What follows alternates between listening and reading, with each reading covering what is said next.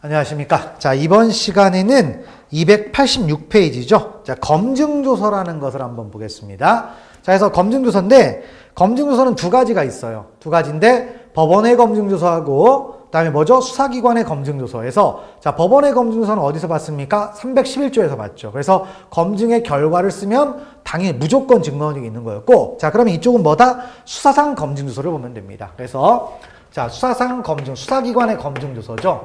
자, 그래서 검증조서 이렇게 쓰는데, 자, 조문은 몇 조다? 312조 6항에 있습니다. 그러니까 우리 이 교재가 이제 좀 순서대로 좀 왔다 갔다 하고 있는데, 조문 순서대로 보는 게 제일 좋아요. 근데 이제 부득이하게 제가 313조를 왔다 갔는데, 312조 6항에 수사기관의 검증조서가 있습니다. 그러면, 자, 이제 검증조서 따지는데, 검증의 결과를 썼죠. 수사기관이 어떤 증거 조사를, 강제 수사의 일종으로서 검증을 했는데 그 검증의 결과를 기재한 서류가 있다라는 겁니다. 그럼 이거 어떻게 할 것이냐? 그럼 무조건 증거능력이 있느냐? 그렇진 않다 이거죠. 법원과하고 달라요. 그래서 자, 증거능력 인정 요건은 어떻게 되느냐? 일단 적입니다. 적이 뭐예요? 적법한 절차와 방식에 따라 작성되었다. 이게 있고요. 그 다음에 두 번째로 뭐가 있어야 된다? 작성자의 진정 성립이 있으면 됩니다. 자, 그리고 여기에 진정 성립은 얘기했던 대로 뭐죠? 형식적 진정 성립에다가 그 다음 뭡니까? 실질적 진정 성립. 이걸 얘기하는 거죠. 그래서 형식적 진정 성립, 실질적 진정 성립. 이렇게 봅니다. 그리고 자, 적법한 절차와 방식에 따라 작성되었다라고 했죠. 그러면 적법한 절차와 방식에 따라 작성되는데, 자, 여러분들이 좀 알아둘게. 자, 이 검증이라는 것이 수사잖아요. 근데 검증은 수사인데 당연히 뭡니까? 무슨 수사? 강제 수사죠. 자, 강제 수사면 뭐가 있어야 될까요? 영장이 있어야 되죠. 그래서 이제 이 적 안에는 영장도 들어가요. 그런데 문제는 만약에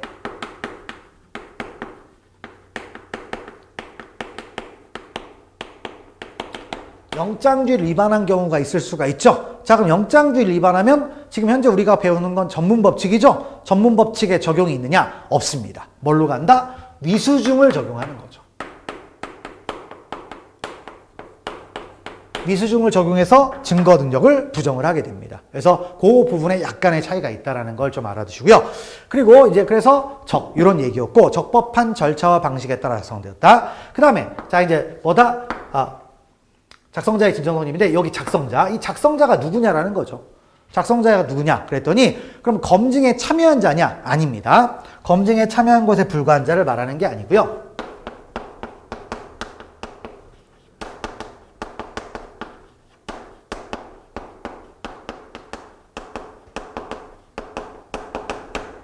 불가한 자, 이런 사람을 말하는 게 아닙니다. 그럼 뭘 얘기하느냐?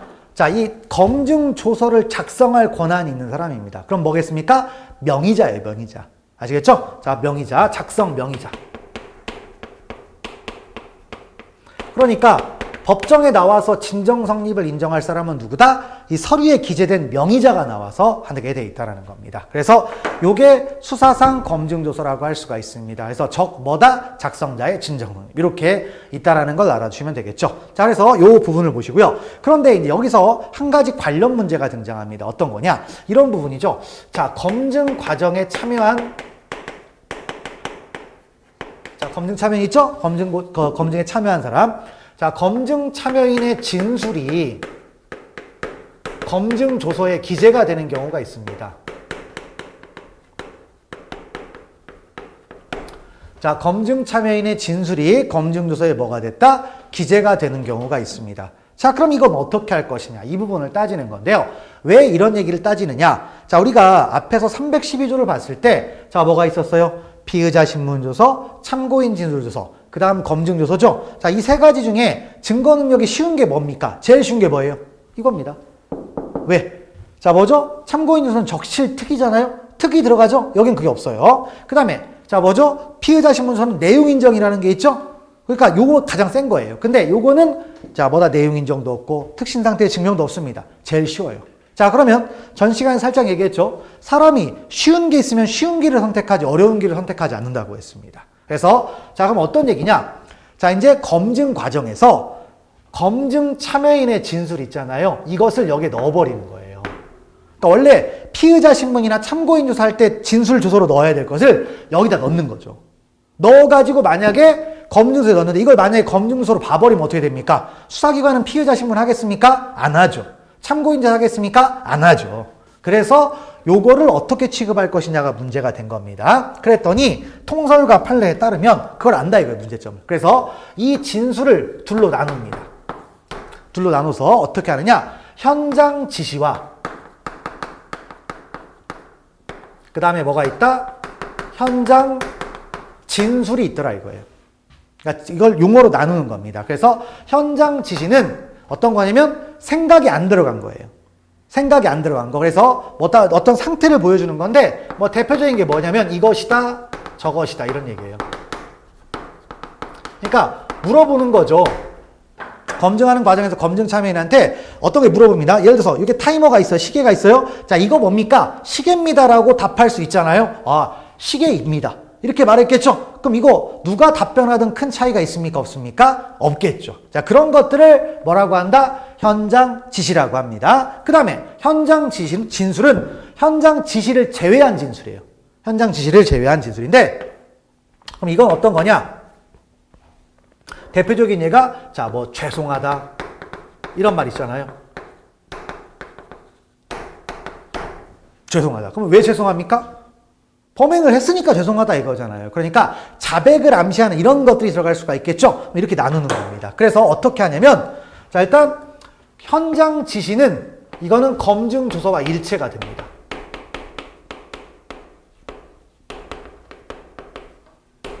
자, 검증 주소와 뭐다? 일체가 돼요. 그러니까 검증 주소로 취급하겠다라는 거예요. 그런데 현장 진술은 뭐냐면 이거는 진술이 되는 겁니다. 진술이 되니까 이것을 실질에 따라서 이 부분은 어떻게 하냐면 312조 1항부터 4항까지를 적용하는 겁니다.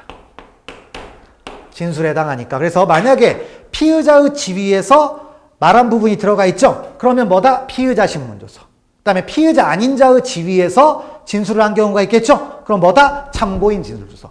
이 부분은 따로 보겠다라는 겁니다. 그러니까 이것도 뭐예요? 형식이 아니고 뭘 가지고 따지자? 실질을 가지고 따지자라는 거죠. 그래서 일단 수사상 검증조서의 논점은 이 정도입니다. 그래서 이걸 놓고요.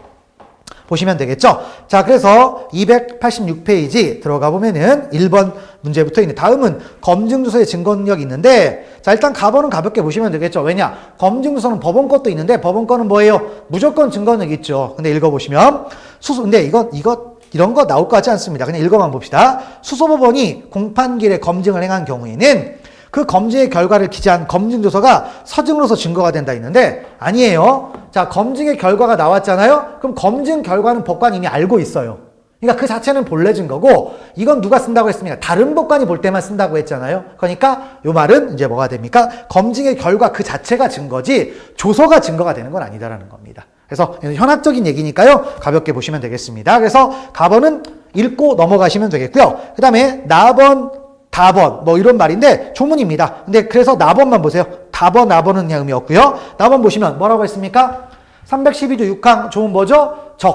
그 다음에 뭐다? 작성자의 진정 성립이었습니다. 자, 그래서 그걸 읽어봅시다. 검사 또는 사법경찰관이 검증의 결과를 기재한 주소는 적법한 절차와 방식에 따라 작성된 것으로서 공판준비 또는 공판기일에서의 작성자의 진술에 의하여 진술에 따라 성립의 진정함이 증명되는 증거로 할 수가 있다. 이렇게 하는 거죠. 누구? 작성자. 아시겠죠? 피고인 아닙니다. 피고인 아니에요. 그래서 그런 것들을 기억하시면 되겠고 넘어가시면 되겠습니다. 자, 그 다음 2번 문제로 가보겠습니다. 2번은 이제 법원과와 같이 연결되는 건데 가번 보시면 앞에서 언급했던 거예요. 법원 것도 마찬가지였죠.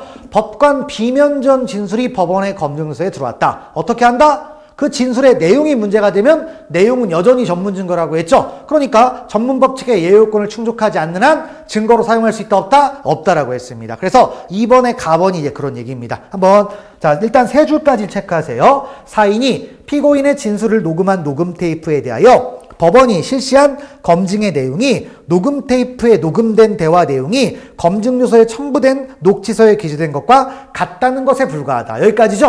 그러니까 검증 요소에 있는데 전에 다 봤어요. 어떤 거냐면 자, 녹음 테이프가 있고 그다음 뭐죠? 녹취록이 있죠. 있죠? 요게 들어오면 일단 이 두 가지가 동일하다라는 걸 법원이 확인해야 됩니까? 안 해야 됩니까? 해야 되겠죠. 이 동일성을 확인하기 위해서 검증을 하는 거였어요. 그럼 검증의 결과는 뭡니까? 동일하다. 이거 있을 거 아닙니까? 그런데 요게 첨부가 된다고 했습니다. 그러면 요거는 여전히 뭐다? 전문 증거라는 거죠. 이것만 증거로 쓰는 거예요. 이것만. 그래서 자, 거기까지 있죠? 그래서 그 검증 조서는 검증의 결과를 기재한 조서냐? 아니다 이거예요. 아니다. 그래서 해당한 뭐다 이런 거 아니니까 그래서 거기다 써면 뭐다? 내용은 여전히 전문 증거다라는 거죠.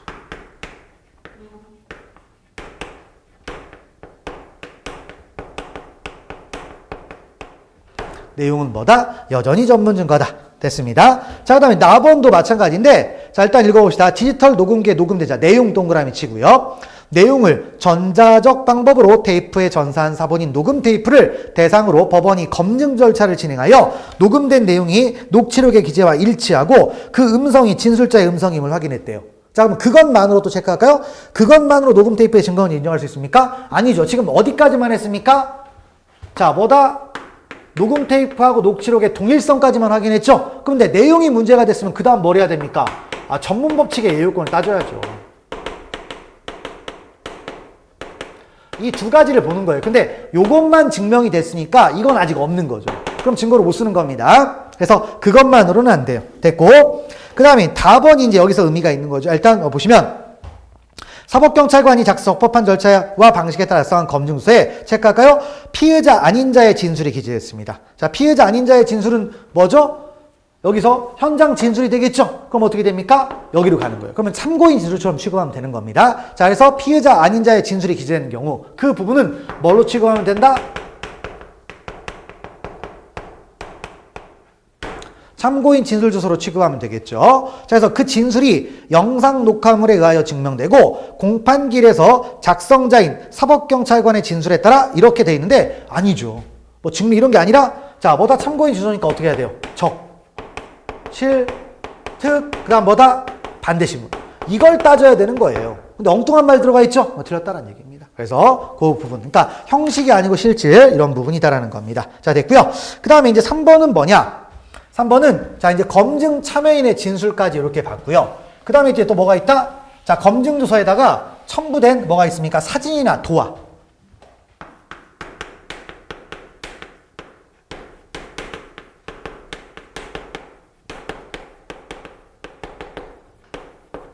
자, 사진이나 도화가 있을 수 있죠. 이거 첨부시킨 거예요. 이거 어떻게 할 것이냐. 이겁니다. 그래서 여기에 보면 뭐가 있습니까? 일단 범행 재현 사진 있고 뭐 이런 게 있죠. 그래서 이제 이걸 따지면 나중에 특수매체 기록할 때 다시 한번 언급이 될 텐데 범행 재현 사진이 있고요. 아니면 뭡니까? 현장 사진 같은 게 있을 수가 있어요. 됐죠? 그럼 범행을 뭐 했습니까? 재현했대요. 그래서 범행을 재현한 건데 그럼 재현한 건 어떻게 되는 겁니까? 자, 일단 자, 범행 재현은 이거 진술이에요. 진술.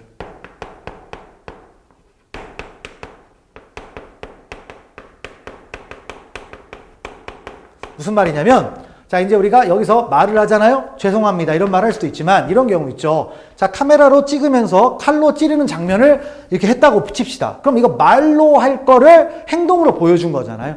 이게 범행 재현 사진입니다. 그래서 진술의 일부를 이룬 사진인데 이거 진술입니다. 진술이니까 뭐가 돼요? 내용이 문제가 되면 전문 증거이다, 본래 증거이다, 전문 증거가 되는 겁니다. 자, 그런 얘기고요. 다음 현장 사진은 뭐냐면 그냥 현장에 있는 사진을 찍는 거예요. 그럼 뭐하고 똑같다? 요거하고 똑같은 거예요. 요거하고 똑같은 거. 그럼 이건 뭐다? 진술이 아니겠죠. 그래서 구별을 하는 겁니다. 진술. 그래서 이제 범행 재현 사진이니까 이제 읽어봅시다. 여긴 조금 중요한 내용들이 좀 있어요. 그래서 전체적으로 봅시다. 가번부터. 사법경찰관은 갑 을의 범행 과정을 재현한 검증주소를 작성하면서 자, 범행 재현 사진 체크하시고요. 늘 검증주소에 첨부하였다. 갑 을이 검증주소에 첨부되어 있는 범행 재현 사진에 대해서 부동의하는 경우 범행 재현 사진은 증거는 있다 없다? 당연히 없죠. 왜냐면 전문법칙의 예요권을 충족하지 못했으니까. 동의 안 하면 증거로 못 쓰는 겁니다. 그 다음에 나번 별표 한번 쳐두시고요. 자, 그 다음에 그래서 이제 어떤 거냐면 바로 여기하고 또 연결이 되는 겁니다. 검증 참여인의 진술인데 나눠서 보는 거예요. 나눠서. 자, 그래서 사법경찰관이 작성한 검증조서 중 피의자이었던 피고인이 범행을 재현하는 사진이 첨부되어 있으나, 자, 피고인이 위 검증조서에 대하여 증거람에 부동의하였고 공판정에서 검증조서 중 범행을 재현한 부분에 대하여 성립의 진정 및 내용을 인정한 흔적을 찾아볼 수 없고, 체크할까요? 오히려 뭐 하고 있습니까? 이를 부인하고 있어요. 그리고 지금 이게 뭐죠? 피의자가 얘기하는 거잖아요. 피의자의 진술 부분이죠. 그러면 뭐가 되는 겁니까? 현장 뭐다? 진술이 된 거니까 뭐가 돼요? 진술. 그래서 자, 뭐다? 피의자 신문조서, 피고인이 뭐다? 내용을 인정해야 되죠? 내용을 뭐 했습니까? 부인했어요. 그럼 그 부분은 빼는 겁니다. 그 부분은. 그래서 이제 또 읽어봅시다. 위 검증조서 중 피고인의 진술 부분뿐만 아니라 범행을 재현한 부분까지도 제외한 나머지 부분만을 증거로 쓰라 이거죠. 그러니까 진술 부분은 빼자 이거예요. 검증 결과만 쓰라 이겁니다. 자, 됐고, 답원도 마찬가지죠. 사법경찰관이 작성한 검증조서에 피의자이던 피고인이 검사 이외의 수사기관 앞에서 자백한 범행 내용을 현장에 따라 진술 재현한 내용이 기재되고 그 재현 과정을 촬영한 사진이 첨부되어 있다면 그러한 기재나 사진은 피고인이 공판정에서 그 진술 내용 및 범행 전의 상황을, 자, 체크할까요? 모두 부인. 자, 피고인이고 내용을 부인하고 있죠? 그럼 그 부분 증거로 씁니까? 못 씁니까? 못 쓰죠. 그러니까 나눠서 보는 거예요. 이런 거. 현장 지시냐, 현장 진술이냐. 근데 진술에 해당한 거예요. 범행 재현 사진도 현장 진술에 해당하는 겁니다. 그러니까 이 부분은 뭐가 돼요? 요 요건을 충족해야 되는 거죠. 그래서 그렇게 알아두시면 되겠고요. 넘어가세요. 그 다음에 라번. 사법경찰관 작성의 검증조서에 대하여 피고인이 증거로함에 동의했대요. 동의했고, 그 다음에 공판정에서 검증조서에 기재된 진술 내용 및 범행을 재현한 부분에 대해서 성립의 진정이 내용을 부인하여도 쭉 해서 증거원적 인정된다 있는데, 자, 검증조서에 대해서 증거 동의했죠? 그럼 검증 결과만 동의한 겁니다. 아시겠죠? 검증 결과. 그럼 나머지 진술에 해당하는 건 뭐가 되는 겁니까? 동의 안 한 거예요. 동의 안 했으니까 다시 전문법칙의 예요건을 따져보는 겁니다. 따져보는 거. 그래서 그렇게 파악하시고요. 넘어가시면 되겠습니다. 자, 그 다음에 4번으로 가보겠습니다. 자, 4번은 뭐다? 또 실무적으로 우리가 검증이라는 것도 있지만 또 실무에는 뭐가 있어요? 실황조사라는 게 있습니다. 실무적으로 쓰는 거 법적 근거는 없어요. 그래서 실황조사는 개념상 얘기하면 영장 없는 검증에 해당해요. 영장 없이 이제 검증을 하는 경우가 있다라는 거죠. 자, 그러면 여기서 뭐가 만들어집니까? 실황 조사서가 만들어지겠죠. 그럼 이거 어떻게 할 것이냐? 라는 겁니다. 그랬더니 이거 뭐예요? 판례는 검증조사와 똑같습니다. 검증조사와 똑같이 가는 거니까 뭘 해야 된다? 작성자의 진정성립입니다. 근데 작성자의 진정성립인데 영장 없으면 미수증이에요. 근데 이거 영장 있어 없어? 없잖아요? 영장 안 받으면 위법수집 증거라는 겁니다. 똑같이 가요. 명칭이 중요한 게 아닙니다. 자, 그래서 가번부터 가보겠습니다. 사법경찰관 사무취급이 작성한 실황조사서가 사고 발생 직후 사고 장소에서 긴급을 요하여 판사의 영장 없이 시행된 것으로서 형사소송법 216조 3항에 의한 검증에 따라 작성된 것이라면 사후 영장을 받지 않는 한 유죄의 증거로 삼을 수 있다 없다? 없죠. 영장 없으면 미수중이에요.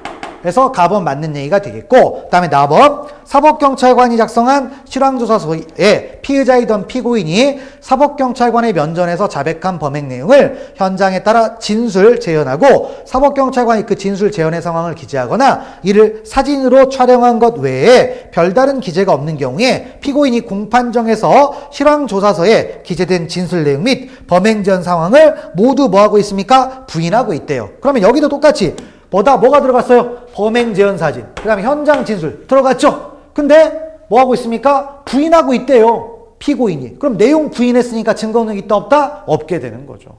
그래서 그런 부분들을 보시면 되는 겁니다. 그래서 이것도 실황조사라고 생각하지 마시고 검증조사라고 생각하시면 돼요. 검증조사에 뭐가 들어갔어요? 피고인의 진술. 그죠? 피고인의 진술에 들어갔는데 뭐하고 있습니까? 내용을 부인하고 있대요. 그럼 증거로 씁니까? 못 쓴다는 얘기죠. 그런 얘기고요. 그 다음에 답번 가보면 이것도 쉼표까지 좀 체크를 합시다. 사법경찰관이 수사의 경위 및 결과를 내부적으로 보고하기 위하여 작성한 수사보고서에 검증의 결과에 해당하는 기재가 있습니다. 자, 그러면 수사보고서에다가 썼는데 이게 실황조사서냐? 아니다 이거예요. 아니다. 그래서 왜? 절차 안 지켜졌잖아요. 그러니까 이런 절차를 지켜야 되는데 수사보고서는 내부 문건이니까 당연히 절차가 안 지켜진 겁니다. 그러니까 증거로 쓸 수 있다 없다? 없다라는 거예요.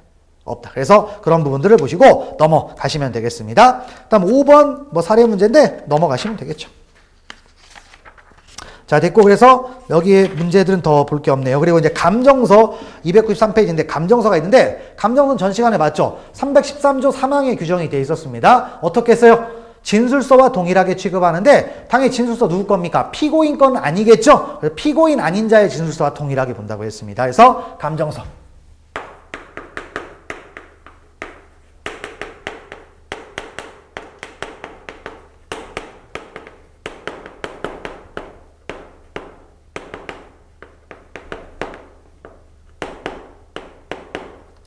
자, 동일하게 취급하는 겁니다. 자, 그래서 가번부터 가보겠습니다. 자, 감정인이 법원의 명에 의하여 감정을 하고 감정 결과를 기재한 감정서 체크하시고요. 직무상 증명할 수 있는 사항에 관하여 작성한 문서이므로 피고인이 증거람에 부동의 하더라도 당연히 증거는 있다. 감정서는 313조 3항에 따라서 판단하는 건데, 자, 뭐다? 피고인의 진술서와 피고인 아닌 자의 진술서와 동일하니까 뭐가 있어야 돼요? 작성자의 진정성립. 만약에 내용을 부인하면 대체 증명이 되는데 반대 신문의 기회 보장이 있어야 되겠죠. 그래서 그런 취지입니다. 자, 됐고요. 그다음에 나번 뭐 심화 없으면 되겠습니다. 넘어가시고 그다음에 다번 자, 뭐죠? 감정의 경과와 결과를 기재한 서류가 있네요. 그래서 감정의 경과와 결과를 기재한 서류 뭐예요? 자, 뭐라고 했죠? 피고인 아닌 자가 작성한 진술서. 이거하고 똑같이 취급한다고 했죠? 그런 얘기입니다. 그래서 다번 맞는 얘기가 되겠고요. 그다음에 라번. 자, 감정의 경과와 결과를 기재한 서류와 사법경찰관 작성의 피고인 아닌 자의 진술을 기재한 조서는 증거 능력이 같다 다르다? 다르죠. 자, 뒤에 거는 참고인 진술이니까 적실특 반대신문. 그다음에 감정서는 뭐예요? 작성자의 진정. 다르죠? 이제 그런 얘기입니다. 됐고, 그 다음에 마번 소심하게 별표 하나 쳐주세요. 그래서 사인이 작성한 진단서가 있습니다. 사인인 의사가 작성한 진단서가 있습니다.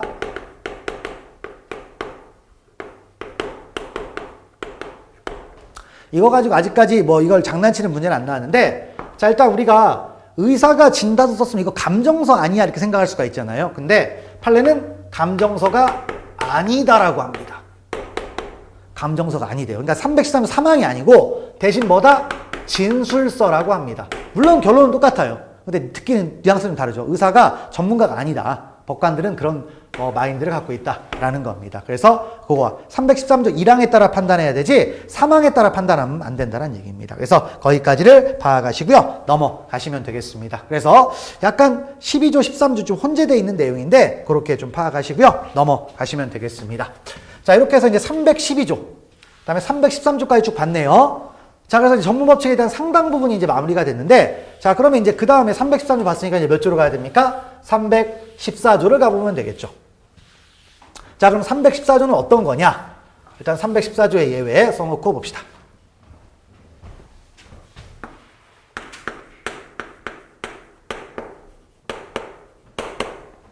자, 그러면 지금까지 보면 311조, 312조, 313조가 있잖아요. 근데 311조는 어차피 무조건 증거능력이 있어요. 근데 312조하고 313조는 어쨌든 증거 능력 요건들이 있었잖아요. 그런데 그 증거 능력을 인정하기 위해서는 대부분 다 뭡니까? 원 진술자가 법정에 나와야 돼요. 나와야 됩니다. 그런데 안 나온 거예요. 진정 성립을 인정해야 된다 이런 거 있잖아요. 안 나왔어요. 안 나오면 어떻게 됩니까? 원칙적으로 증거 능력이 없겠죠. 없는데 문제는 안 나온 이유가 왜 안 나왔다? 나오고 싶어도 나올 수 없는 사정이 있다라는 겁니다. 그래서 자, 314조 예외는 바로 이렇게 출석을 요하는 자가 안 나온 거예요. 근데 안 나왔는데 안 나온 이유가 뭐다? 나오고 싶어도 나올 수 없는 객관적인 사정이 있다. 그걸 뭐라고 했습니까? 필요성. 그 다음에 두 번째는 그 사람의 진술, 그러니까 법정 외에서 했던 진술이 자, 진실성에 뭐다? 진실성을 뭡니까? 진실성을 담보하는 게 아니라 뭐다? 진술의 진실성을 담보할 수 있는 구체적이고 외부적인 정황이 있는 거죠. 그래서 뭐가 있어요? 특신 상태의 증명이 이루어진 거죠. 그래서 이 두 가지를 충족하면 다시 한번 증거 능력을 부여하는 겁니다. 그래서 이렇게 하면 그러니까 312조나 313조에서 증거 능력이 인정되지 않았는데 필요성이나 필요성하고 특신 상태가 증명이 됐잖아요. 그럼 다시 한번 예외적으로 증거 능력을 취득하는 겁니다. 그러니까 예외의 또 예외가 되는 거죠. 예외의 또 예외. 한 번 더 구제를 해주는 거예요. 그러면 이거 함부로 인정하면 되겠습니까? 안 되죠. 그런 것들을 먼저 생각을 하시면 되겠고요. 그러면 여기서 그럼 무조건 다 원 진술자가 안 나오면 314조로 갈 수가 있느냐? 그렇진 않습니다. 그렇진 않고요. 자, 일단 피고인이 출석을 안 했어요. 그러니까 피고인이 법정에 출석을 해가지고 지금 뭐 진정성립도 뭐 이런 거 인정해야 되잖아요. 근데 그걸 만약에 안 했습니다. 그러면 이거는 314조가 적용되지 않습니다. 적용되지 않아요. 왜 안 되냐면 피고인이 안 나왔으면 재판을 못 해요. 공판 개정이 안 되기 때문에 314조 적용하고 말고가 있다 없다? 없습니다. 그러면 누가 안 나와야 된다? 바로 312조 313조에서 피고인 아닌 자.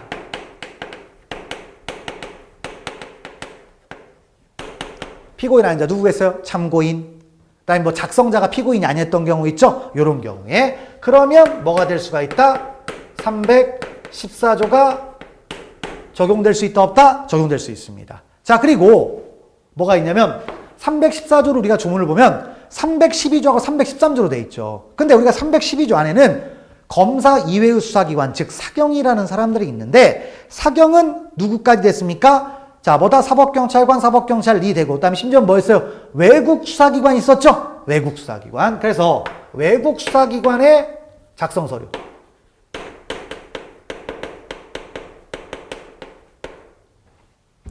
자, 외국 수사기관에서 서류를 만들 수도 있잖아요. 그러면 자, 외국 수사기관에서 만약에 참고인 진술조서를 만들었다 칩시다. 그러면 자, 어떻게 해야 됩니까? 이것도 마찬가지죠. 그러니까 참고인이 법정에 나와야 되는데 안 나올 수도 있잖아요. 자, 그럴 때 314조가 적용될 수 있느냐? 그랬더니 적용이 됩니다. 적용이 돼요. 그래서 이제 좀 기억할 건 이런 것들. 자, 알아주시면 되겠죠. 자, 그리고 이제 그래서 그러다 보니까 이제 뭐가 등장하냐면 자, 앞에서 이제 복잡하게 얘기했던 걸 한번 정리하고 갈게요. 바로 자, 공범에 대한 피의자 신문조서가 있었죠. 공동 피고인.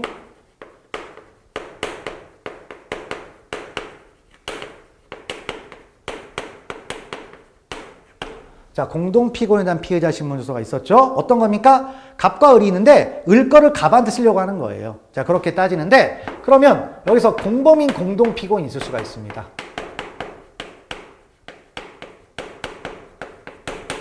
자, 공범인 공동 피고인일 때는 어떻게 됩니까? 누가 내용 인정하라고 했어요? 써여져 있는 사람이 아니라 당해 피고인, 즉 불이익을 받은 당해 피고인이 내용을 인정한다라고 했죠. 그러니까 뭐죠? 원 진술자가 법정에 나오고 말고가 요건이 아니에요. 그러다 보니까 314조는 적용될 수 있다 없다? 없게 됩니다. 이런 거죠. 자, 그런데 공범 아닌 공동 피고인은 어차피 상관없는 사람들이에요.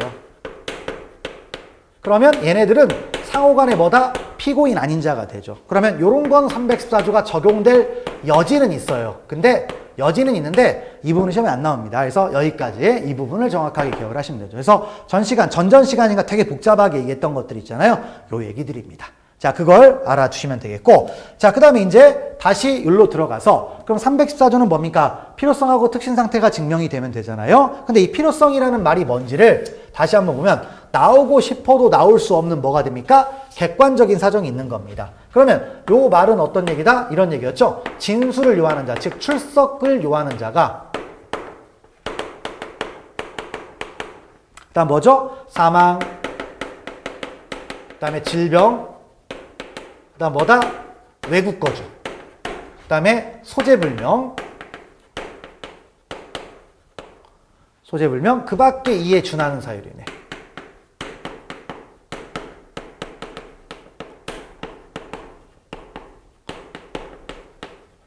인하여 그다음 진술할 수 없는 경우, 나올 수 없는 경우죠. 이걸 충족해야 돼요. 근데 이게 예외의 또 예외잖아요. 그러니까 쉽게 인정하겠습니까? 아니죠. 그래서 이거 어떻게 인정한다? 매우 엄격하게 인정합니다. 그래서 매우 엄격하게 인정하는데 이제 판례들을 여러분들이 기억하시는 게 중요하겠죠. 그 다음에 특신 상태의 증명. 그래서 진술의 진실성을 담보할 수 있는 구체적이고 외부적인 정황이 있다는 게 뭐가 돼야 돼요? 증명이 돼야 되겠죠? 증명은 뭡니까? 합리적 의심의 여지가 없는 정도의 확신에 이르러야 되는 겁니다. 그래서 개연성 갖고는 안 됩니다.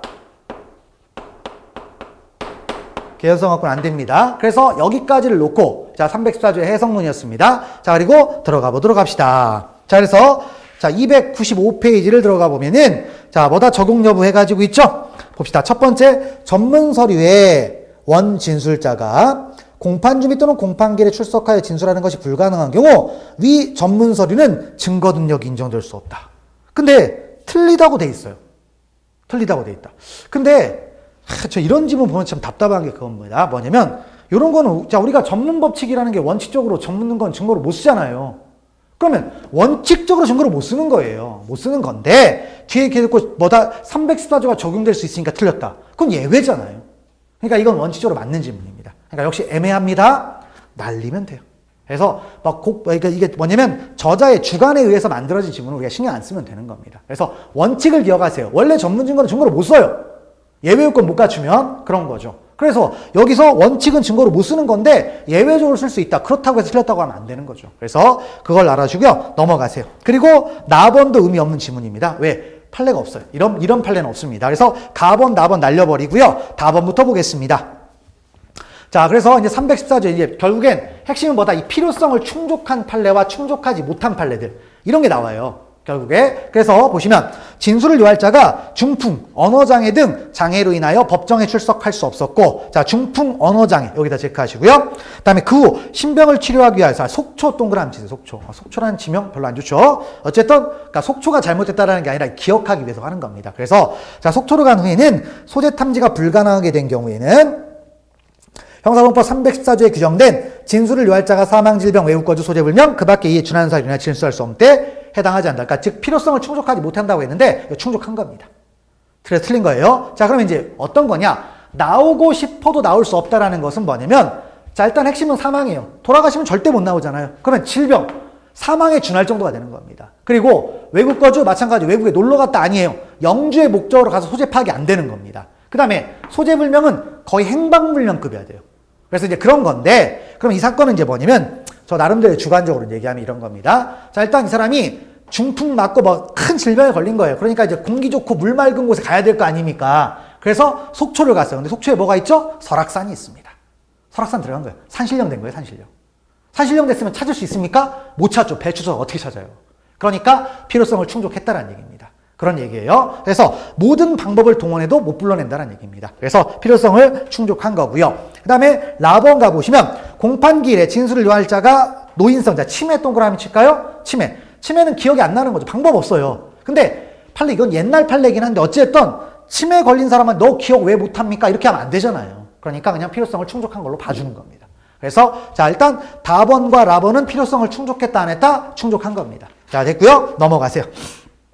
자, 그럼 2번 가보겠습니다. 가번 가보면, 자, 체크할까요? 외상후 스트레스 증후군. 이걸 체크하세요. 외상후 스트레스 증후군. 자, 근데 외상후 스트레스 증후군 혹시 필요성을 충족한 거냐? 아닙니다. 일단 해당하지 않습니다. 근데 왜 그러냐면, 아니, 질병 걸렸다고 했는데, 치매도 되는데 외상후 스트레스 증후군 왜 안 됩니까? 그런 얘기가 아니고요. 이런 거예요. 뭐냐면, 자, 피해자가 법정에 나와서 증언을 해야 돼요. 근데 안 나왔어. 근데 안 나왔는데 피해자가 너무 어리고 부모만 나온 겁니다. 그랬더니 재판장이 당연히 부모한테 물어보겠죠. 아니, 왜 피해자 안 나왔습니까? 그랬더니 부모가 이렇게 얘기하는 거예요. 자, 애가 애의 의사 선생님이 그러는데 애가 외상후 스트레스 증후군을 앓고 있기 때문에 법정에 나가면 안 될 것 같은데요? 이렇게 말을 했답니다. 그러면 재판장이 뭐라고 했어? 웃기지 마세요. 그러겠습니까? 그러진 않죠. 그러면, 아, 그래요? 그럼 진단서 하나만 꺼내주세요. 진단서 안 갖고 온 겁니다. 그럼 이건 뭐예요? 일방적인 주장일 뿐입니다. 일방적인 주장이니까 받아들일 수가 없는 거죠. 그래서 필요성을 충족하지 못했다라는 뜻입니다. 그래서 그런 걸 기억하시면 되겠고요. 그 다음에 나번 가보면, 뭐 옛날에 사례 문제인데 보시면 되겠네요. 현행범으로 을을 체포한 갑은 사법경찰관 병의 요청으로 인근 지하철 수사대 사무실로 가서 자신이 목격한 사실을 자필 진술서로 작성하여 병에게 제출하였다. 을이 공소제기가 된 후 갑이자 소재불명 체크할까? 그러니까 판례가 그냥 이건 판례가 아니라 각색이에요, 각색. 그래서 소재불명 써 있잖아요. 소재불명 됐으니까 뭐만 따지면 됩니까? 특신상태만 따지면 되는 거죠. 그래서 자 뭐다 쪽에서 소재불명이라 하더라도 공판기일에 병이 출석하여 갑의 진술서 작성 사실에 대한 진정성립 인정하면 증거 능력이 인정이 된다 했는데 중요한 건 소재불명이죠. 근데 뭐가 됐어요? 병이 나와버렸네요. 그렇죠? 병이 나왔으니까 이 부분 뭐가 된다? 그러니까 증거 능력이 일단 뭐냐면 소재불명만 가지고는 안 되는 거예요. 다시 뭐다? 소재불명은 뭐예요? 필요성. 그 다음 뭐죠? 특신상태. 근데 여기 특신상태가 안 나온 거예요. 순간 제가 착각했네요. 그래서 특신상태가 증명이 안 된 겁니다. 특신상태 됐다는 말 없잖아요. 그래서 증거능력이 없다. 됐고, 그 다음에 다번 가보면, 다번 뭡니까? 특수사실 증명하라고 했죠? 개연성 갖고는 안 된다고 했습니다. 자, 그래서 형사소송법 314조에서 그 진술이 특히 신빙할 수 있는 상태에서 행하였음이란 그 진술 내용이나 조서의 작성에 허위 개입의 여지가 거의 없고 그 진술 내용의 신빙성이나 임의성을 담보할 구체적인 외부적인 정황이 있는 경우를 가리키고 이에 대한 증명, 있죠? 증명 체크하시고 증명은 개연성 갖고 안 돼요. 개연성은 뭐였어요? 소명. 안 된다고 했죠? 그래서 합리적 의심을 여지를 배제할 정도까지 돼야 된다라는 겁니다. 자, 됐고 넘어가시면 되겠습니다. 자, 3번 가보겠습니다. 여기 외국 거주 있죠? 이미 얘기했지만 외국 거주 놀러 갔다 이런 거 아니에요. 영주의 목적으로 외국에 가서 모든 노력을 다해도 불러낼 수 있다 없다? 없다라는 겁니다. 그래서 자, 가번에 그게 잘 설명되어 있습니다. 형사소송법 314조에서 말하는 외국 거주라고 함은 진술을 요할 자가 외국에 있다라는 것만으로는 족하다 부족하다? 부족하고 그 다음에 가능하고 상당한 수단을 다하더라도 진술을 요할 자를 법정에 출석하게 할 수 없는 사정이 있어야 된다. 모든 노력을 다했음에도 불구하고 불러낼 수 있었다 없었다? 없었다. 그 정도를 얘기하는 겁니다. 그래서 가번 맞고요. 그래서 나번 가보겠습니다. 진술을 요할 자가 외국에 있고 그를 공판정에 출석시켜 진술하게 할 가능하고 상당한 모든 수단을 다하더라도 출석하게 할 수 없다. 이 정도라는 거죠. 그래서 나번 맞고요. 그 다음에 다번. 자, 공판기일에 진술을 요하는 갑이 외국에 거주하고는 있으나, 자, 뭐죠? 증언 자체를 거부한 의사가 분명하지 않고, 거주하는 외국의 주소와 연락처가 파악되며, 그 다음에 대한민국과 외국 간에 국제형사사법 공조조약이 체결되어 있어 갑을 증인으로 소환할 수 있습니다. 방법이 있어요, 없어요? 있지요. 모든 노력을 다 하지 않았다라는 거죠? 필요성 충족 못했다라는 겁니다. 그래서 다번 틀렸고요. 그 다음에 라번. 자, 증인으로 채택되어 국내의 주소지 등으로 소환하였으나 소환장이 송달 불능되었고 미국으로 출국하여 그곳에 거주하고 있음이 밝혀져 다시 미국 내 주소지로 증인 소환증을 발송하자 제1심법원에 경위서를 제출하면서 다 체크할까요? 장기간 귀국할 수 없음을 통보. 그러니까 지금 외국에 있는데 나 당분간 못 들어간다. 근데 외국에 있는 사람을 국내로 강제로 불러들일 방법이 있습니까? 없잖아요. 어떻게 해야 됩니까? 만약에 그런다면 침공해야 돼요. 우리가 미국입니까? 뭐 파나마 침공하고 그러게 되게? 안 되죠. 그러니까 방법 없는 거예요. 그 나라가 협조 안 해준 방법 없기 때문에 이런 것 정도는 필요성을 충족했다라고 보는 겁니다. 자, 됐고요. 그 다음에 마번 가보면, 자, 마번 뭐였습니까? 이미 지웠는데 314조가 적용되는 서류는 우리나라 것만 있는 게 아니라고 했어요. 외국 수사기관 작성 서류도 적용된다 안 된다? 된다고 했습니다. 그래서 자, 마번 읽어보시면 우리나라 법원의 형사사법 공조 요청에 따라 미합 중국 법원이 지명한 미합 중국 검사가 작성한 피해자 및 공범에 대한 증언 녹취서는 형사소송법 312조 또는 313조에 해당하는 조서 또는 서류로서 원 진술자가 공판기일에서 진술할 수 없는 때에는 형사소송법 314조에 의하여 증거능력 인정할 수 있다. 그러니까 314조가 적용되는 서류는 외국 수사기관 작성 서류도 포함이 된다. 아시겠죠? 자, 그런 얘기입니다. 그 다음에 4번 문제 가보겠습니다. 소재불명 있죠? 역시 소재불명. 어떤 거라고 했습니까? 단지 소재 파악이 안 된다가 아니라 출석을 위한 모든 노력을 다했음에도 불구하고 출석이 불가능하다. 라는 겁니다. 그래서 4번에 가번 보시면 자, 증인이 소재불명이거나 그 밖에 이에 준하는 사유로 인하여 진술할 수 없는 때에 해당한다고 법원이 인정할 수 있으려면 그 다음 체크하면 되겠네요. 증인의 법정 출석을 위한 가능하고도 충분한 노력을 다했음에도 부득이 증인의 법정 출석이 불가능하게 되었다는 사정을 누가? 당연히 검사가 증명하는 거죠. 그래서 가번 맞는 얘기가 되겠고요. 그래서 나번 가보시면 뭐가 키워드예요? 자, 뭐다? 299페이지 가면 두 번째 줄 있죠? 첫 번째 끝에 봅시다. 증인의 법정 출석을 위한 가능하고도 충분한 노력을 다하지 않았대요. 할 만큼 안 했잖아요? 필요성 충족합니까? 충족하지 않는 거죠. 나번 그래서 맞는 얘기고, 그 다음에 다번 가보시면 다번도 마찬가지입니다. 자, 이거 보시면 사법경찰관은 사건을 목격한 B에 대하여 진술조서를 작성하였고 사법경찰관은 그 조사 과정을 기록하였다. 그리고 검사가 증거로 신청한 B에 대한 진술조서를 피고인 갑을이 부동의하여 검사가 B를 증인으로 신청하였으나 증인 소환장이 송달이 안 됐습니다. 소환장이 송달 안 됐다면 어떻게 해야 되겠습니까? 바로 공시송달입니까? 아니죠. 자, 주소를 확인한 송달을 위한 모든 노력을 해야 됩니까? 안 해야 됩니까? 해야 되는데 네 번째 줄에 추가적인 조치가 없었대요. 노력을 했습니까? 안 했습니까? 안 했죠. 그러니까 필요성을 충족할 수가 없다라는 얘기죠. 넘어가시면 됩니다. 자, 그 다음 5번 가보면 똑같은 얘기죠. 그래서 자, 가번 보시면 체크할까요? 증인의 주소지가 아닌 곳 여기다 체크하세요. 자, 그러면 증인의 주소지가 아닌 곳으로 소환장 보내면 송달이 되겠습니까? 안 되죠. 처음부터 잘못된 송달한 겁니다. 그렇죠? 그래서 이런 것들은 필요성을 충족한다 안 한다? 충족하지 않습니다. 그래서 소환장을 보내 송달 불능이 되자 그곳을 중심한 소재 탐지 끝에 소재 불능 회보를 받은 경우에는 314조에서 말하는 원 진술자가 공판정에서 진술할 수 없는 때 해당하지 않는다라는 거죠. 그래서 가번 틀렸고요. 나번. 자, 진술을 요할 자가 일정한 주거를 가지고 있으면서도 법원에 소환해. 자, 계속 불응 체크하시고, 그 다음에 구인하여도 구인장이 집행이 안 된다. 여기까지 체크하면 되겠네요. 그러면 뭡니까? 나오라고 하는데 안 나오고, 그 다음 뭐예요? 구인장 집행하러 갔더니 없어요. 그럼 방법 있나요?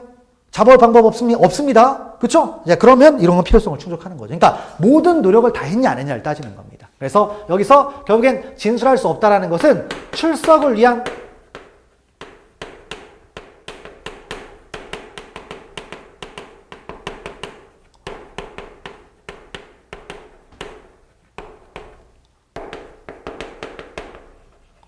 하는 거죠. 출석을 위한 가능하고도 상당한 노력을 했는데 못 나왔다라는 겁니다. 그런 얘기죠. 자, 그리고 나번도 뭐 방금 전에 봤던 계속 불응하고 같은 얘기니까 됐고요. 그 다음에 다번 계속 중복되고 있네. 넘어가시면 되겠습니다. 자, 그다음 6번 문제 가보겠습니다. 자, 6번 가보면 자, 가번 있죠? 자, 수사기관에서 진술한 피해자인 유아 동그라미 치고요. 그 다음에 공판장이 진술하였더라도 증인신문 당시 일정한 사항에 관하여도 체크할까요? 기억이 나지 않는다. 자, 그러면 아까 뭐가 있었죠? 노인성 침해 있었죠? 기억이 안 나겠죠? 자, 어린아이도 기억이 안 날 수도 있습니다. 그쵸? 그런 거는 똑같은 취지예요. 그러니까 침해하고 똑같은 거니까 필요성을 충족한다, 안 한다? 충족한다라는 거죠. 그래서, 자, 가번 틀렸고요. 그 다음에 나번. 자, 피해자가 증인으로 소환받고도, 자, 출산 동그라미 칠까요? 출산. 자, 그럼 출산이 여기에 해당하냐 이거죠? 해당합니까? 안 하죠. 그럼 나올 수 있어요. 그러니까 노력을 안 했다라는 거죠. 그래서 필요성을 충족하지 못했다라는 겁니다. 자, 됐고. 그 다음에 다번. 자, 일본에 거주한, 이건 외국 거주하고 같은 얘기죠. 일본에 거주하는 사람을 증인으로 채택하여 받문고자 했으나 외교통상부로부터 현재 일본 측에서 자, 형사사건에 대하여는 양국 형법청의상의 상의함을 이유로 송달에 응하지 않고 있어. 그 송달이 불가능한 취지에 받아 회신을 받았어요. 그럼 방법 있나요? 없죠. 일본 쳐들어갈 거예요? 안 되잖아요. 그래서 그런 부분이다. 됐고, 그 다음에 라번, 마번은 여러분들 읽어보시면 되겠습니다. 안 읽어봐도 됩니다. 넘어가시면 되겠고요.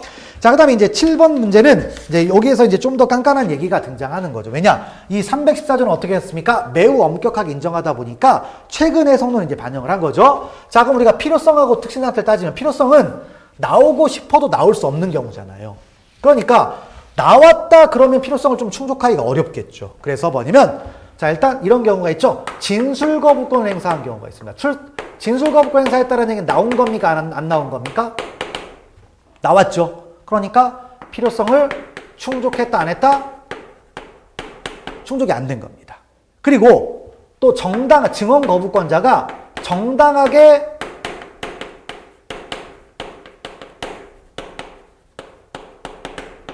자, 정당하게 증언 거부권자가 증언 거부 사유가 있어가지고 정당하게 증언 거부권 행사했습니다. 역시 법정에 나왔습니까? 안 나왔습니까? 나왔죠. 그러니까 필요성 충족 안 해요. 그 다음에 이제 최근 판례죠. 증언 거부 사유가 없음에도 불구하고 증언을 거부한 거예요. 여기에 있습니다. 그러니까 정당하게 증언 거부 행사한 것도 필요성 안 되는데 혹시 그러면 이거 필요성 충족 못하는 거 아니냐? 충족하는 거 아니냐? 이런 얘기가 등장하는데 이것도 충족 안 됩니다. 나왔잖아요, 핵심은. 이거죠? 근데 여기 판례에서 이런 내용이 나왔어요.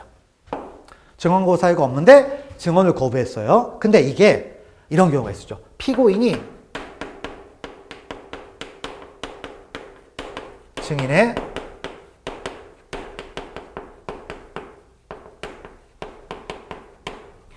이런 경우가 있겠죠.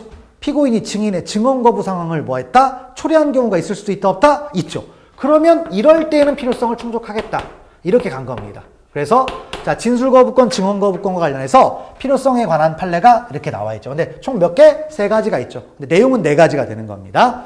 자, 그래서 그걸 놓고요. 가보겠습니다. 7번.